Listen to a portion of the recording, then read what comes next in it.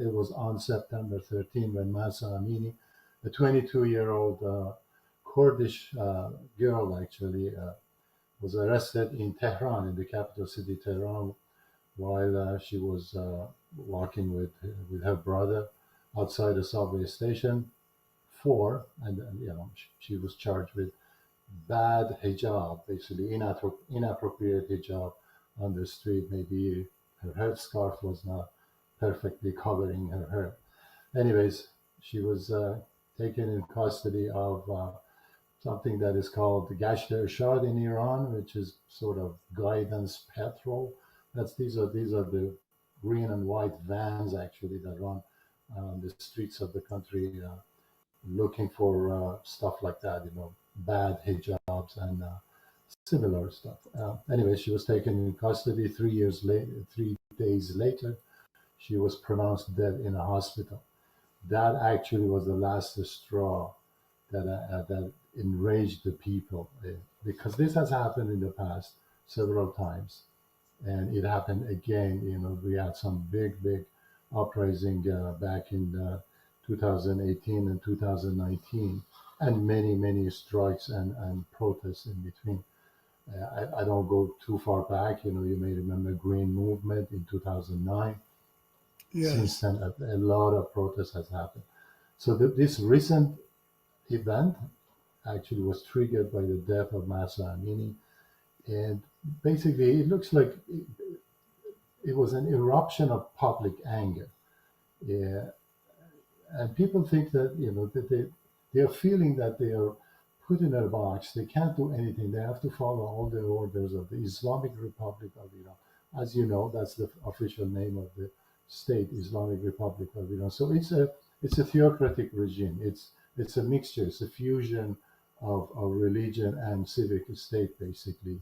And unfortunately, religion has the upper hand. So the supreme leader is above and beyond the law, and he can do everything. And all the penal codes and everything else are tainted with religion, Sharia law, basically.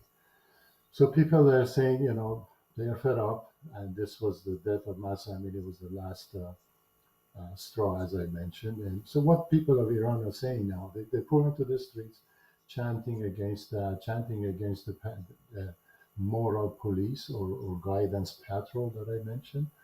And then, but it flared actually much larger and beyond the issue of hijab and imposed or compulsory dress code.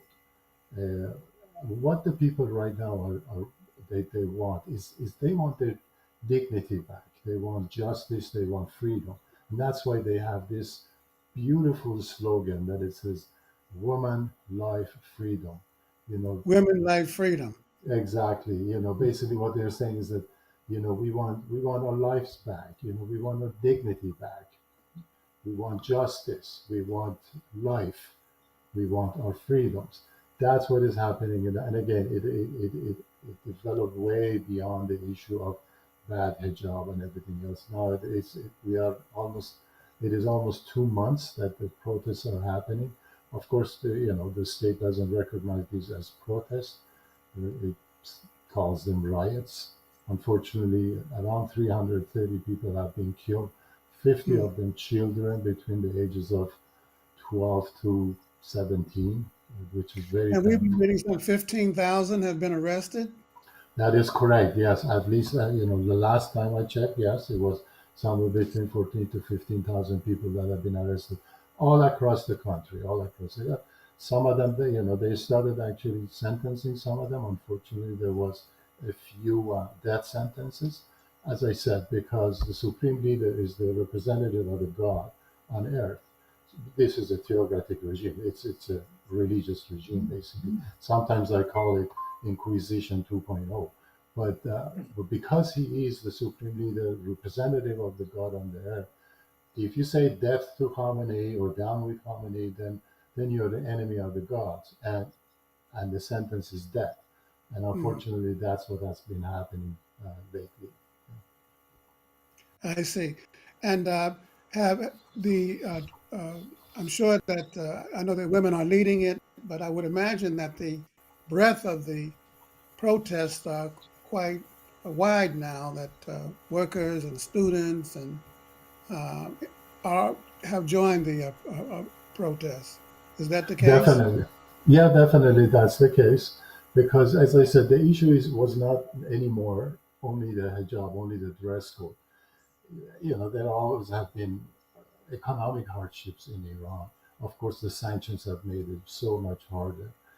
But the neoliberal policies that the state has followed over the past 40 years, I would say, unfortunately, has brought a lot of privatization, restrictions on unions, for example. Uh, all of these have made it very difficult for people actually to get organized. But the hardship is there. So they do what they can. Of course, the students, the youth are more pronounced. You can see them more in the streets. In some areas, no, it's actually the regular people, normal people. They may not be coming to the street as organized unions or organizations, but they are there because they are fed up. They want their life back. They want dignity. They want just a decent life. That's all they are asking. There was a nice thing posted by one of them on the Twitter that said, "You just wanted to prove that you didn't kill Mahsa Amini by killing 300 more people.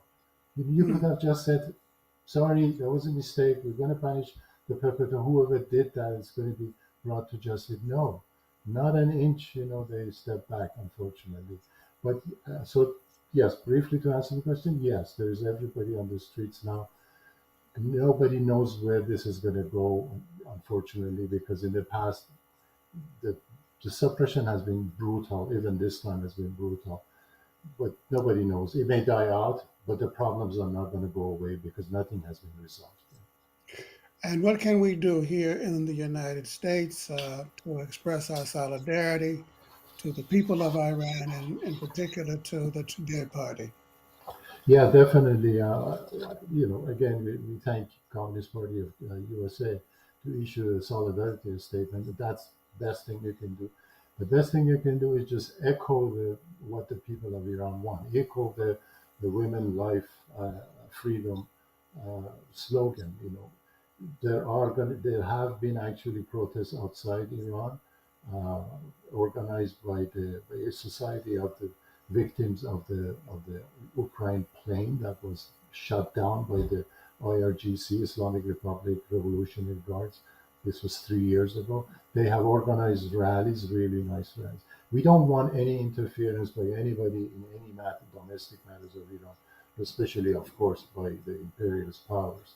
We just want solidarity. We just want everybody to know what is happening in Iran. Something like this that you're doing right now, this helps a lot. Just great solidarity. If possible, we can always push the government of Iran to release the political prisoners, to stop violence, and demands like that, basically. Very good. Well, we'll continue.